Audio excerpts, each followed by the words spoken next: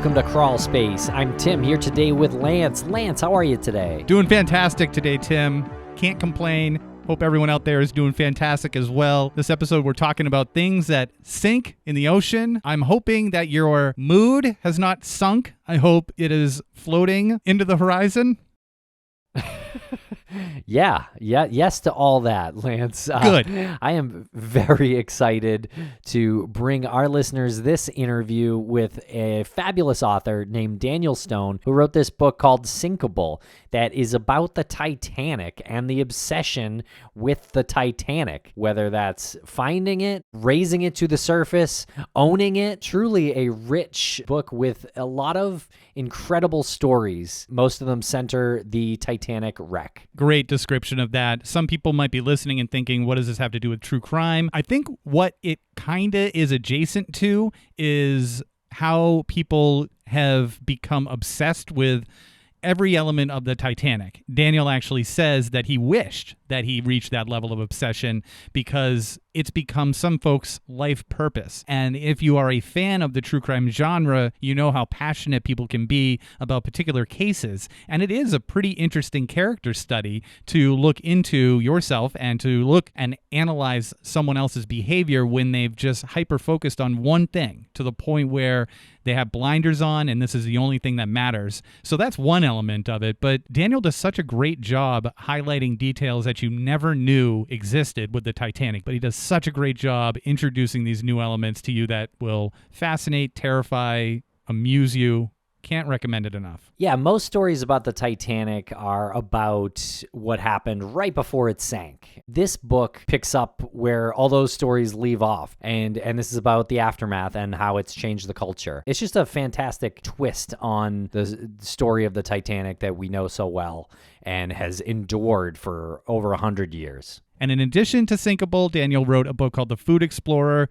Just as fascinating. We'll have links to both of those in the show notes and links to his website so you can follow him and make sure you stay up to date with everything that he's working on. This is a top 5 book or something like that for me, Lance. This is one of the best books I've ever read. I can't give this a higher recommendation, so make sure you check out Sinkable wherever books are sold. Now, do you think that it was a problem with the publishing company that Daniel Stone wrote a book called Sinkable? Oh, sinks like a stone. I see what you're doing there, yeah. Yeah, but yet it defies all expectations and preconceived notions. And it rises to the top, much like your mood. Yes. All right, everybody, make sure to get your copy of Sinkable and share this interview with Daniel. This is just a fascinating subject matter, and we'd really appreciate it. And make sure to follow us on social media at Crawlspace Podcast or Crawlspace Pod. And we'll be right back after a quick word from our sponsors. Thanks to our sponsors, and now we're back to the program. Welcome to the podcast, author Daniel Stone. How are you today? It's awesome to have you on, and this is a conversation that we planned and we're very excited about. Tim had introduced your book Sinkable to me. He said, you got to check this book out. I'll admit, I'm halfway through both of your books, The Food Explorer and Sinkable. I was doing them both on Kindle just so I could have a good sense of your writing style. But Tim finished Sinkable, and he literally talks about it at least twice a day. Wow. But before we get into it, I have to inform the listeners that you have a very cool career path. A writer on science, history, adventure. You were a former White House correspondent for Newsweek. Can you fill us in, some of the gaps there? Like, how does someone get to where you are at today? Sure. I will give you the brief version, which I think is all your listeners truly want. I always wanted to be a reporter when I was a kid. I always wanted to work for Newsweek specifically. And after college, I basically went and moved to Washington, D.C., and I knocked on the door of Newsweek enough times that they finally just got tired of me asking, and I became an intern. I became a junior reporter, and I just stayed. This was the era of Barack Obama's first election. It was kind of a very exciting time in Washington. And I got to cover Congress and then the White House. And then I wanted to cover science more. So I went to grad school and I got a magazine job at National Geographic and crisscrossed the world for them for a few years, which was also really great. And then decided that I wanted to dive deeper into deep stories. So that's when I started writing books. And The Food Explorer and Sinkable are both adventure tales at very different parts of the world in very different ways. It's awesome. The Food Explorer is really good, and we're primarily going to talk about Sinkable here, but you just mentioned the Food Explorer. For anyone who doesn't know what this book is, can you give a bit of a summary on it? It's so fascinating. Sure. The Food Explorer is the true story of a food spy for the U.S. government, a man named David Fairchild, who traveled around the world about 100 years ago on assignment for the USDA, Department of Ag. And his job was really just to acquire exotic crops, things that did not exist here, and bring them back to America to introduce them to farmers and eventually to eaters to grow the economy through agriculture. And this was an era when most of our entire economy was food, was ag. So to introduce a new industry into agriculture raised our country's GDP. And his introductions were very broad, things we think of now as very common to our national fabric, things like avocados, mangoes, nectarines, seedless grapes, kale, hops for beer. All of these did not exist here in a big way or in a high enough quality way that he had to go bring them, and he did transform the way we all eat every day. Now, Sinkable, this is one of the best books I've ever consumed. I heard the audiobook version, so I heard your voice, and it's a fantastic read. Very well done.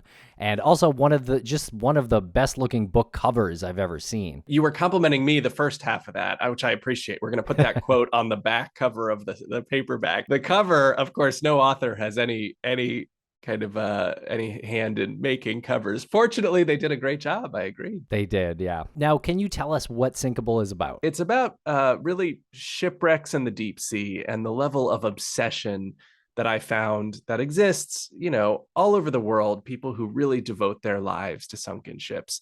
It's a weird phenomena. It only attracts some people, but those people really, really get into it. There are many shipwrecks in the world. In fact, I start the book talking about how many. The number is 3 million, which is way more than I would have thought when I started writing about wrecks. But the granddaddy of them all, this North Star of wrecks, is and probably will always be the Titanic. And so I wanted to write a book, not about the Titanic that we've all heard about, we've all seen in the movies, yada, yada, but the Titanic underwater. And what happened after it sank? What happened to the ship? What happened to the people? What happened to the world? How the world reacted?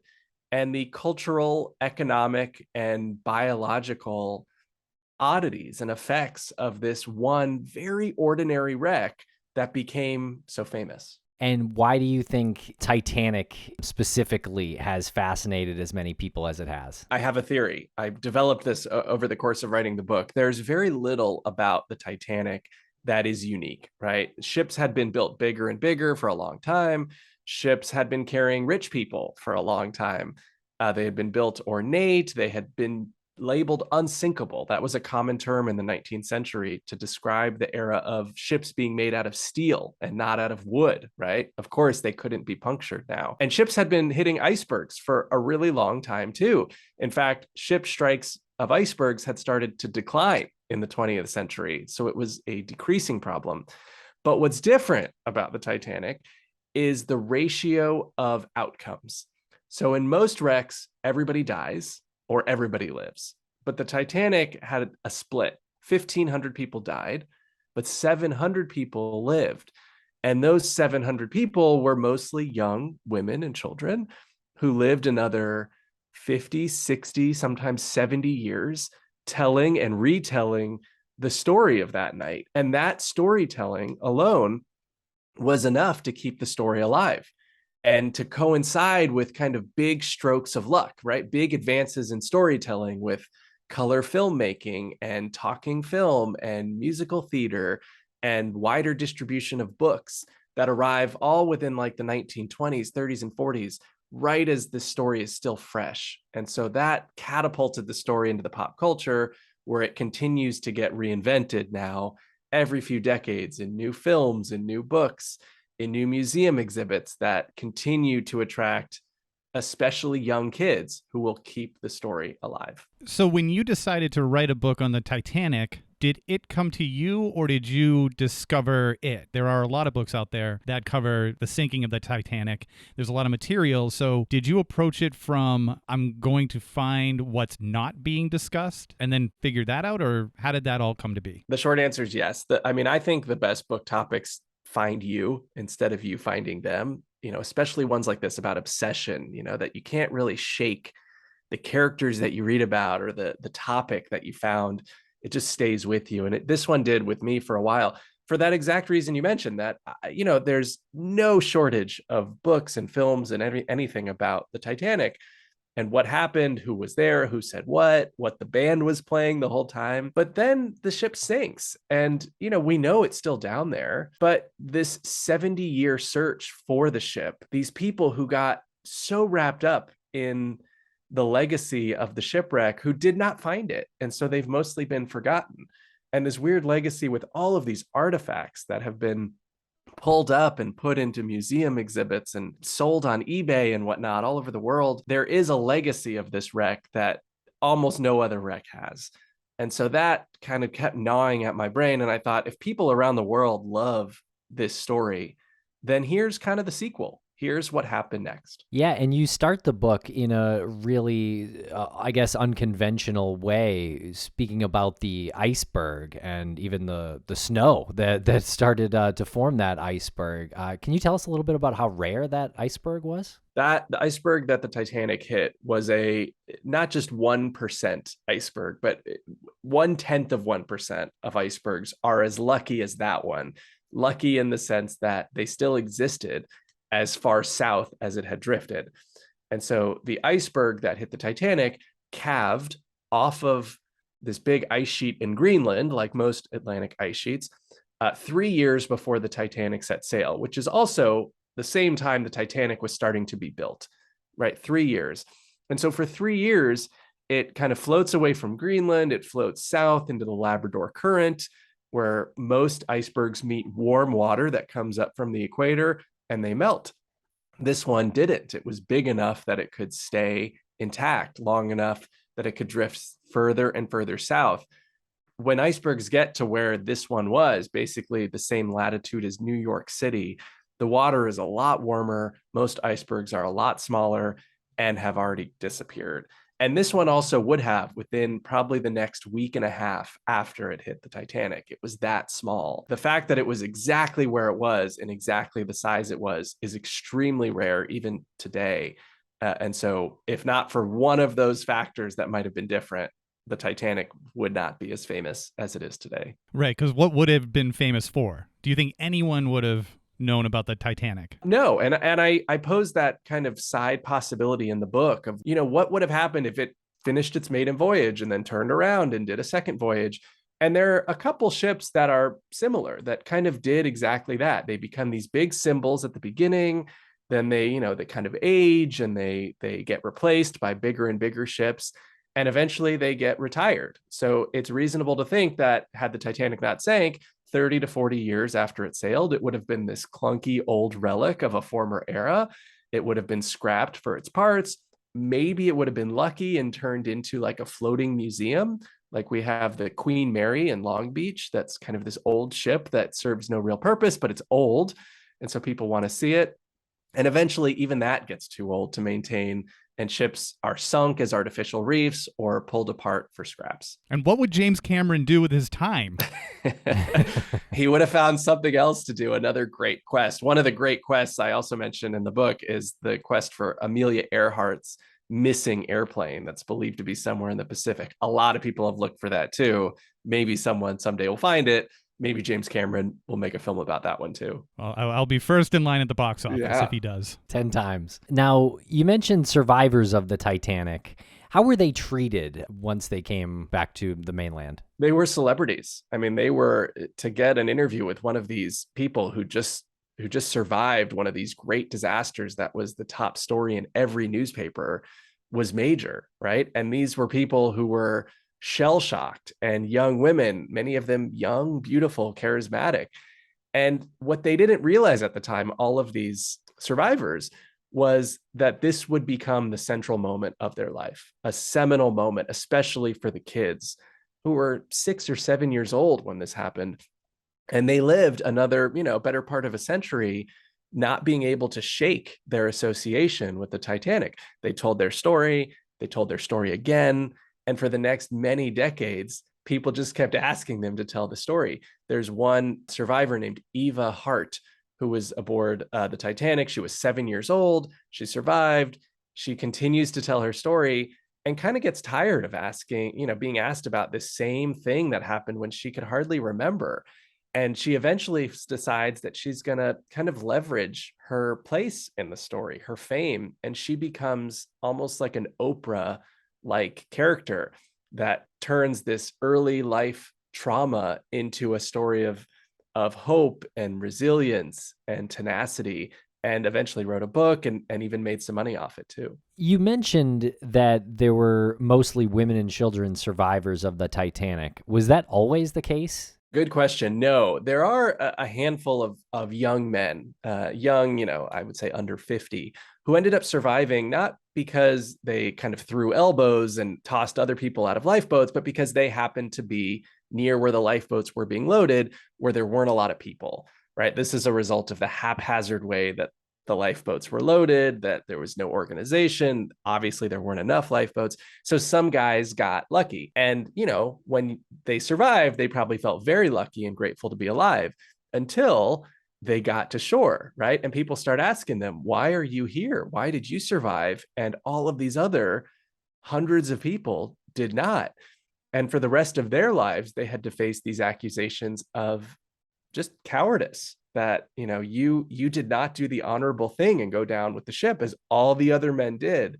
Why are you here? And it was really a scarlet letter they wore for the rest of their lives. That's super fascinating too. And you were talking about the survivors, but there's probably one of the most influential, wealthiest people in the country at the time, John Jacob Astor, who died. What was the reaction to that? Because this was someone who was, again, so influential in building cities, building what people know to be some of the finest hotels in New York. It was shock. I mean, the same way, you can imagine when Kobe Bryant went down in a helicopter, same idea. This is an accident that affects a lot of people in other ways, but because he's famous and rich, it added octane to the story and becomes much bigger. That also lent credibility and it really influenced a full Senate investigation of what happened.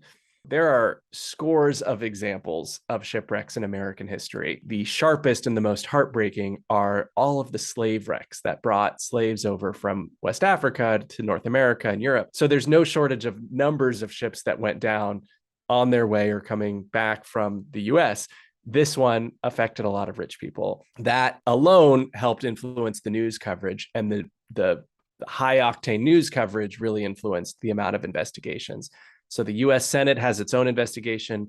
The British Board of Trade has its own investigation, which keep the stories and the witnesses alive in the press for weeks after the disaster. And those transcripts from the hearings are what influenced really that whole century of storytelling, including the James Cameron film that comes out in the 90s, is based on a lot of those accounts of survivors whose stories were heard just a couple weeks after the disaster. So to answer your question, I'd say John Jacob Astor was a central piece in this story becoming as hot, popular, radioactive as it has. We'll be right back after a quick word from our sponsor. And a thank you to our sponsors. Back to the program. Speaking about the people who are obsessed with sunken ships, did you find that there are similar personality characteristics between some of these folks? Yes, obsession is a good word for some of these people. And this is a character-driven story, right? This is not a textbook. I have three major characters in the book, and the leading one is a guy named Doug Woolley, who took me a while to figure out that he's still alive, but he lives in England, and he, starting in 1968, starts devoting his life and all of his attention to finding and raising the Titanic. And finding is one thing, but raising a ship that's 2.5 miles deep is outlandish. It's like engineeringly impossible. And most people get that. Or if they don't, they just, it's like, why would we do this? This is like more intensive than landing on the moon. And for what purpose? But Doug Woolley could not shake it.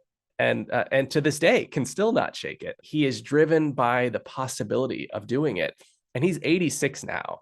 And I think it's reasonable to believe that he will not do it, right? And he may hear this and object, but it's just impossible. It's like trying to surface a pile of rubble, 2 miles deep. But he was unwilling to let go of the idea. And I found that quality was similar in a lot of people who got obsessed with the Titanic and other shipwrecks too, who believe that it's possible.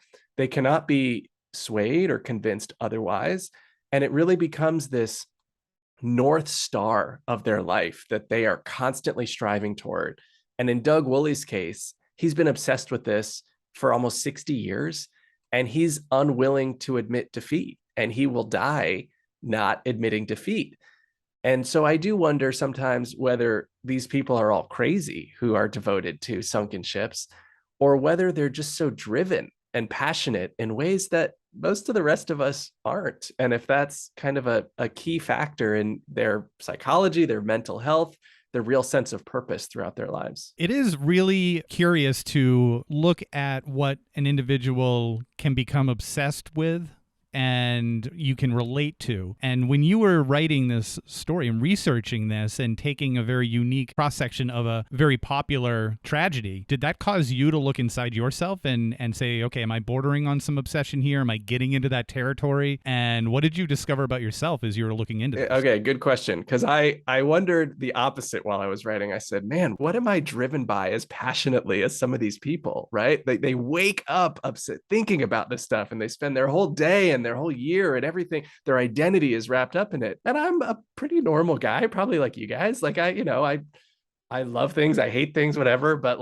something that drives me that my whole life, I think that's a really rare quality. And I don't know where that quality comes from. I think it's a event that happens in someone's childhood, something that sparks your imagination in a way that you just cannot shake. It's an extremely rare thing that only happens to a few people. I inspected my own life for how can I get that? How can I be so driven, so obsessed? I'm still looking for it. I'm still looking for my topic of obsession. What are you guys obsessed about? Do you have anything that you wake up thinking about the same thing every morning? I mean, in a sense, it's what we do as our full-time job, the podcasting. Right. It's nonstop and it's fluid and there's always something to keep you on your toes. So whether we like it or not, we tend to tread into that arena of obsession, which is a bit contagious because some of the people that we communicate with and have relationships with in this are very obsessed, more than us, which is why your answer was so good. Tim and I have both started wondering when we've been talking about other people, like, wow, this is all they do. And then we're like, well, should we be saying the same thing? Should this really be all we do too? Right. Yeah. Doug Woolley has this sense of purpose that he's had his whole life. He's never questioned it, and he never will. And he never got married. He never had kids. He doesn't have a lot of friends. And this was all of those things in its place. So he created his own world, community, job, sense of purpose for himself that, I don't think a lot of people ever do that or get that. I mean, in a way that's kind of admirable, and I'm a bit jealous that someone can find something that is just exactly what their life purpose is. It takes a lot of psychological work. And I went to visit him and I went to interview him. And I honestly posed this question. The first thing I said, listen, you promised you would raise the Titanic in the 60s, and it's 2020. I think it was 2020 at the time, and it's still down there. How do you confront this sense of failure? I realized as soon as I said it that he never has confronted it, and he never will, because that's what it takes to constantly believe that it's still possible. I kind of loop him in with someone like Elon Musk, right? Kind of like a crazy guy who is borderline insane, but also kind of there's something there. And depending on his connections, his amount of money, his influence, might actually do something crazy, like do something amazing, right? And in Elon Musk's case, he's got friends, he's got a ton of money, he's had some success, but he's just as crazy of a guy as Doug Woolley, who thinks something is possible and doesn't really stop till he gets it done. The difference between them is very thin line. So Doug Woolley started saying he was going to be able to raise the Titanic in the 60s before it was even found. Right. So what were some of his ideas and I guess other folks' ideas on how to find the Titanic? Yeah, so he was actually the second person who had a grand idea. Many other people had smaller ideas. He said, I'm going to take another boat to the general site where the Titanic gave its SOS signal. I'm going to drop some electromagnets into the water that are going to be attracted instantly to the ship, right? Which is kind of outlandish, but he thought it would. We're going to find the ship that way. Then we're going to drop a series of pontoons, hundreds of pontoons that are going to be empty, and attach them onto the ship. Again, don't know how, but he thought it could be done. Then we're going to inflate the pontoons using nylon rope. He worked in a nylon factory at the time, so this was convenient. We're going to inflate them with electrolysis that pulls the oxygen out of the water and fills these balloons that then will raise the ship to the surface. And the final piece was a sonic boom that he was going to drop a series of dynamite into the ocean and boom around the ship to separate it from the mud, which it had then been in for over 50 years. And it would raise the ship up long enough that you could inflate the pontoons and the ship would slowly rise to the surface, right? Now, let me just say, this is ridiculous. It's insane. It's like cartoonish, right? To you and me now, today. But at the time, people were so fascinated by this and so kind of in the spirit of knowing that something was like this was possible, right? This was 1968, 1 year before the moon landing, right? And this grand sense that like engineering problems that earlier people could not figure out were suddenly kind of for the taking. They were newly possible. And so this sense of Doug Woolley, a guy who had no engineering experience, no nautical maritime experience at all, could do this, was not laughed out of the room like it would be today. It was given a lot of attention. And this was written up in newspapers all over the world. Doug Woolley claimed he owned the Titanic also, which he did not, but was given great credence all over the world. And so he was able to amass this attention and get people to give him money around this idea that, again, didn't really have a center to it. There was no real factual basis, but he thought he could do it, and he still does. And you mentioned the moon landing, and there was a lot of buzz like around that time. So you can see like people hearing words or terms like we're going to take the oxygen out of the ocean, like we're going to extract it. And that is a bit Elon Musk like, because you can just not simply, but you can just say something. And if you say it with enough confidence and you follow it up with, these other details, it sounds like you've done a ton of research. And hey, maybe it is possible if we're flying up to this moon that's suspended in the sky and, we're being told that that's possible. Why wouldn't we be able to do something like this on our own planet? People love to believe. There are stories like this all the time, these great pieces of hype that we all just kind of want to be true. And eventually they turn out not to be true and they kind of fizzle and we don't really focus on them. But this was a major one that wouldn't it be amazing if this were possible? And here's a guy who says he knows what he's talking about, who says it is possible. Therefore, it is. That was the logic. Just a quick follow-up on this. In a hypothetical world, let's say the ship's recovered. Let's say they bring the Titanic up, they figure out whether it's Mr. Woolley or Elon Musk, or they work together with James Cameron, they figure out how to bring the ship up. What do you think that would do for society? What kind of impact would that have? Probably not much. And that's the reason it hasn't really happened. We could do it. I mean, we've landed on the moon, right? We have the engineering capacity to do it. But for a few factors. One, the Titanic is not really a ship anymore. It's mostly just a pile of junk. Most of it is broken down initially by the shock on the seafloor, and then, a century worth of eroding and currents breaking things apart. One engineer described it to me as basically trying to pick up the Twin Towers after they fell under 2 miles of water. There's no Twin Towers anymore. They're just gone. Two, raising it up for what exists still would accelerate its decay even faster. So, it's rusting pretty deep because of rust eating kind of bacteria and all sorts of corrosion factors. Once you pull it up, the steel, which is more than a century old, would start to rust even faster and it would break down immediately. Even if the ship existed in one piece and you could raise it up in one piece and tow it to a port in one piece, it would have to be kind of encased in an anti-humidifier almost immediately and become kind of a grand museum for people to see it. but not touch it because it's so fragile. So there's all these ifs, and it really could never be done. I will say there is a ship similar that underwent that exact process. I believe it's called the Great Britain, and it's one of Bristol's biggest tourist attractions, a ship that was raised in one piece and put in a giant anti-humidifier, very dry conditions that now people can go see and touch. It's a much smaller ship than the Titanic that was pulled out of much shallower water. That's what would happen. But even then, I again say not much. And we'll be right back after a quick word from our sponsors. Thanks to our sponsors, and now we're back to the program. You mentioned Doug Woolley claims that he owns the Titanic. How has that even been a thing? Again, starts in the 60s. He's about 30 years old, and he really believes, not in this, just in this story, but he believes in his part in this story. His great aunts were supposed to be on the ship. They decided not to sail because of a premonition, and that inspires him from boyhood.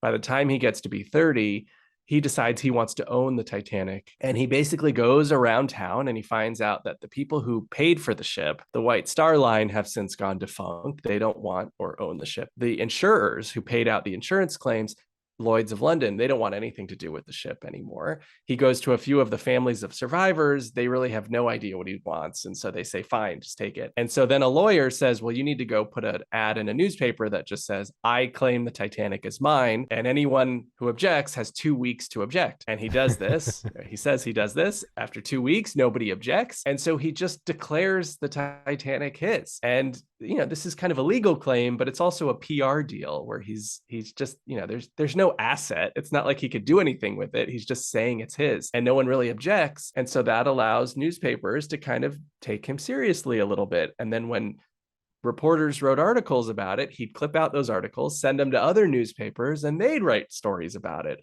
And eventually he cast this whole big web of nothing, right? But it's based on his own obsession with it. I describe in the book, is this a lie that he's telling the world that he owns it?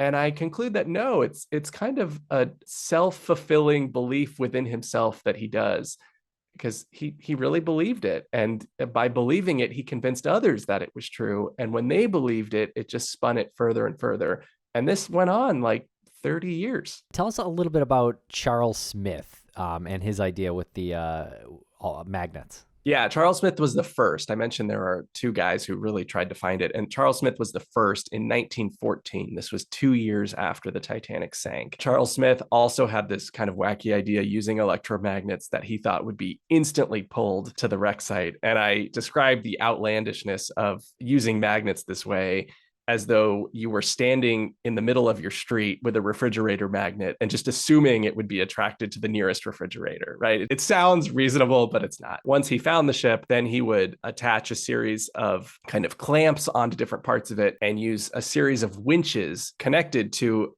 ships on the surface and just slowly turn the winches, and the ship would slowly rise to the surface. You'd get it in shallower water and you'd set it down again and on the seabed, and then you'd replace the winches with shorter wire and then do it again and again, and this assumed the Titanic was in one piece, which it wasn't. It assumed its structure was fairly, intact, which it wasn't, and that you could raise something with a series of disconnected winches, which is not how, ship salvagers really do it. So again, a certain level of outlandishness that in his era, people really wanted to believe. And how was Titanic eventually found? There were a series of people who looked for it all throughout the 20th century. The problem was that it was really deep and we didn't really have ways to see that deep, right? This is 2.5 miles underwater. You can't really take good photos that deep of the broad sea surface because the photo waves, the microwaves that make maps, don't bounce back underwater. So the only way to see underwater is with sound, sonar waves that get sent and do bounce back. But you have to tow a sonar rig over the seafloor in these kind of long transects back and forth. They call it mowing the lawn. And so you have to know your search area and go back and forth and back and forth. This is very difficult in water of any depth. At 2.5 miles, it's almost impossible. And we know now, just in the past few years, that the man who found it, Bob Ballard, in 1985, found it with the benefit of very advanced sonar that was developed by the US military for the purpose of finding 2 nuclear submarines that had sank during the Cold War. The Navy commissioned Ballard to go find those 2 submarines that had sunk and wanted to assess their nuclear components. And they said, if you have extra time after you find them, you can go look for the Titanic, which is in the same general area. And he did. I think he had 12 days to find the Titanic, and he found it on day 9. But I will say the fact that he had government created technology just goes to show that this wasn't something the average person could do, not even with the best binoculars. It just wasn't possible. And so is that something that separates the shipwreck hunter from the shipwreck finder? Because I think that's a line that is coined in your book, that there's a lot of shipwreck hunters, but very few shipwreck finders. Very few. And yeah, they generally have the backing of a government or extremely rich investors. I mean, people who are willing to put up money because there's some treasure at stake. And the treasure could be literal, chests full of gold coins in the Scrooge McDuck sense, or the treasure could be cultural, like finding the Endurance, the Ernest Shackleton ship that was found earlier this year. Not much money in it on the ship, but it is a cultural event that will then become, featured in books and films and documentaries. So that alone. But those are the qualities you need. You need money that either comes from your government or from a series of rich people. And I just have one more question regarding your research. Was there ever a moment like you had a holy crap moment, you didn't realize that you were going to discover that? Because there's a lot of those moments in the book. For example, the sound that the ship probably made when it hit. I never really considered that. What did you experience when you were researching it? Any moments like that? Okay, yes. The sound was very interesting because people said they heard it on the sea surface in lifeboats when the ship hit the seafloor. They did not, because sound does not travel that far through water up, right? If you've ever tried to hear someone swimming right next to you talking, you just can't, it doesn't work. I will say there are 2 major pieces from the book that I could not believe were true. And they were all about the phenomena of sinking in general and things that have happened around sinking. One was a Cold War operation to find a Russian submarine in the North Pacific Ocean. And this is based on a thought experiment that the Titanic could be lifted if a government got behind it and really wanted to do it. And the proof was in the Pacific Ocean, where a US effort driven by the CIA to find a Russian submarine was half successful when they raised half of the submarine. The other half fell to the seafloor. This is called Project Azorian, Azorian. It's never been made into a movie. I think this is one of the most fascinating CIA operations in history. It involves Howard Hughes, a break-in at FBI headquarters. This is very elaborate Hollywood stuff. The second thing was, after World War II, the US had a lot of chemical weapons that it had made during the war that it might need to use. It did not use. About 20 years after, in the mid-60s, the US Navy decides it needs to get rid of thousands of pounds of mustard gas, nerve agent, radioactive bombs, and they just decide in the cover of night to just dump it in the ocean all over the coasts of California and on the East Coast, North Carolina, Virginia, Florida. This was supposed to be done in a kind of environmentally friendly way. It was not. These things were just dumped in giant drums that, erode over time. This stuff is still thought to be down there. And again, thousands and thousands of pounds of some of the most, dangerous chemicals on Earth just at the bottom of the ocean. I could not believe that, and frankly, still cannot believe that happened. It's so depressing. Yeah. Wow. So you mean to tell us that our government would make a hasty decision even if it risked all of this chemical agents to be released into the ocean? Oh my goodness. This is unbelievable. They did. Yeah. And no one knew about it till the 90s. There have been some investigations into it, but still no real efforts to go find it, to go make sure that they're not leaking. These are chemicals that even a drop of nerve agent can kill a blue whale. I mean, quickly. These are not kind of diluted chemicals. So hopefully they're not a problem to anyone or anything for a long time. Well, Daniel, thank you so much for joining us. Sinkable is one of the most fascinating books I've ever come across. So congratulations on the book. I hope all of our readers check it out. And where is the best place for our readers to get it? Wherever books are sold. You can get it online, but of course your local bookstore is a cause worth supporting in any town. Okay. And do you have another book coming up next? I'm working on my next one. It's a story of kind of an Aaron Brockovich kind of figure and fight in the 1920s. So more on that. Hopefully you'll have me back on when it comes out. Definitely. Let us know, and yeah, we'll definitely get you back on. Appreciate you guys a lot. Thanks for the invitation.